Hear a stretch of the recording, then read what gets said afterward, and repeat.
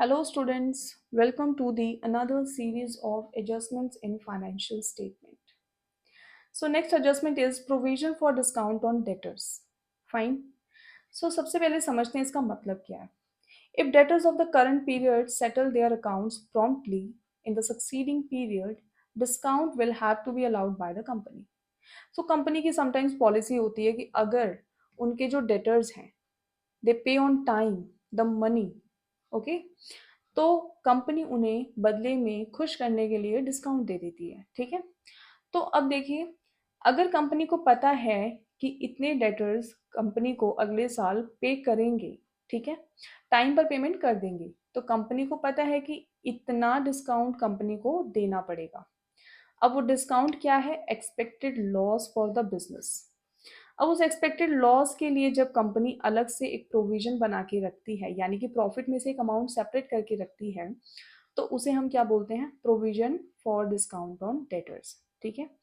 ये क्यों किया जाता है? Because following the conservatism principal which says provide for all the expected losses and expenses. So, following that principle, provision for discount on debtors is created. Okay. तो सबसे पहले देखिए, इसे समझने से पहले एक चीज समझ लीजिए कि provision for discount on debtors कौन से डेटर्स पे कैलकुलेट किया जाता है. ठीक है. तो देखिए, सबसे पहले हमें डेटर्स गिवन होते हैं.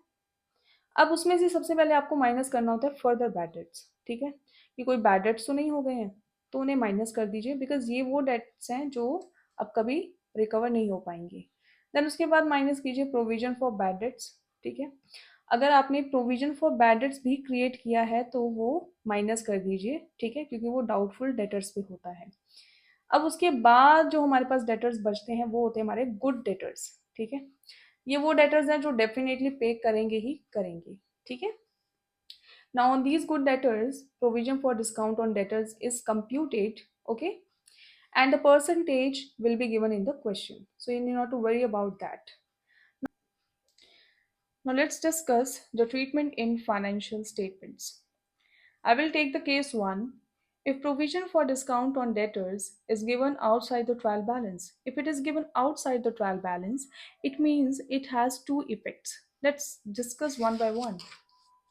So first, let's discuss the journal entry. Profit and loss account debit to provision for discount on debtors. So this entry is for creation of provision, okay? Because the provision for discount on debtor is created out of profit, reducing the profit balance of the company. That's why profit and loss account has been debited, okay? To provision for discount on debtors is credited, okay? Now let's discuss the effects. So first and very effect will be provision for discount on debtors will be shown on the debit side in profit and loss account, okay, because it has been created out of the profit, reducing the profit balance. Second effect will be it will be deducted from the debtors in the balance sheet, okay. So debtors are given on the asset side and it will be reduced from the debtors. So hope this is clear. Let's discuss the second case. Now, provision for discount on debtors given inside the trial balance. Okay.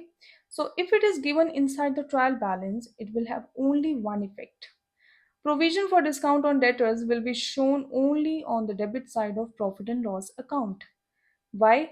Because if it is given in the trial balance, it means the debtors have already been reduced by the amount of provision for discount on debtors. Okay? Before preparation of the trial balance. It means the adjusting entry has been already passed. Fine. So you need not to reduce the provision for discount on debtors again in the balance sheet. Okay. So it will otherwise lead to the mistake. Okay. So आपको क्या करना है? Simply सिर्फ आपको profit and loss account में इसको show करना है. अदरवाइज आपको बैलेंस शीट में डेटर्स में से फिर से रिड्यूस नहीं करना है, बिकॉज वो ऑलरेडी रिड्यूस्ड हो चुका है. ठीक है. बेटर होगा अगर आप इसके एक दो क्वेश्चंस कर ले तो आपको और अच्छे से समझ आएगा. In further videos I will bring some questions as well. Okay. तो अब देखिए, मैंने बताया कि एसेट में से एसेट साइड पे डेटर्स में से आपको प्रोविजन को रिड्यूस करना है, डिडक्ट करना है, लेकिन कैसे डिडक्ट करना है, क्या कुछ और आइटम्स भी प्रोविजन डेटर्स में से रिड्यूस करनी है या नहीं, वो डिस्कस करते हैं। ठीक है, अब देखिए ये एक स्टैंडर्ड फॉर्मेट है, आपको इसको फॉलो करना है। फाइन, जैसा कि मैंने बोला कि गुड डेटर्स पे हम लोग क्या करते हैं, provision for discount on debtors create करते हैं। तो हमें गुड डेटर्स तक पहुंचना है। फाइन, सबसे पहले देखिए डेटर्स लिख दीजिए, उसके बाद डेटर्स में से आप माइनस करेंगे फर्दर बैड डेट्स। अगर बैड डेट्स हो गए हैं तो आप उन्हें माइनस कर दीजिए। ठीक है, उसके बाद हमारे पास अगर कोई provision for doubtful debt create किया गया है फॉर द नेक्स्ट ईयर तो उसे भी आप माइनस कर दीजिए। ठीक है, अब उसके बाद बचते हैं आपके गुड डेटर्स। ठीक है, इस स्टेप के बाद, अब जब उस स्टेप के बाद जो हमारे पास गुड डेटर्स बच रहे हैं उस पर आप कैलकुलेट करेंगे discount, provision for discount on debtors. Fine, अब वो कैलकुलेट करने के बाद ये अमाउंट आ जाएगी आपके पास provision for discount on debtors की। अब इसे भी माइनस करेंगे तो आपके पास फाइनल वैल्यू आ जाएगी जो बैलेंस शीट में आप लिखेंगे। ओके, या फिर आप ये सारा का सारा स्टेप भी बैलेंस शीट में दिखा सकते हैं या वर्किंग नोट में दिखा सकते हैं। ठीक है, लेकिन ये करना ज़रूरी है।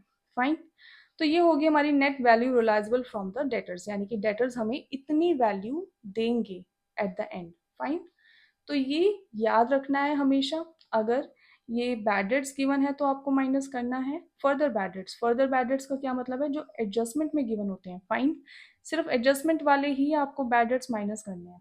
अगर आपने कोई प्रोविजन नया क्रिएट किया है, फाइन, तो वो भी आपको माइनस करना है डेटर्स में से। देन आपको provision for discount on debtors को माइनस करना है किस में से, डेटर्स में से। ठीक है, hope this video was clear to you. Do like and subscribe my channel for more such videos. Stay tuned.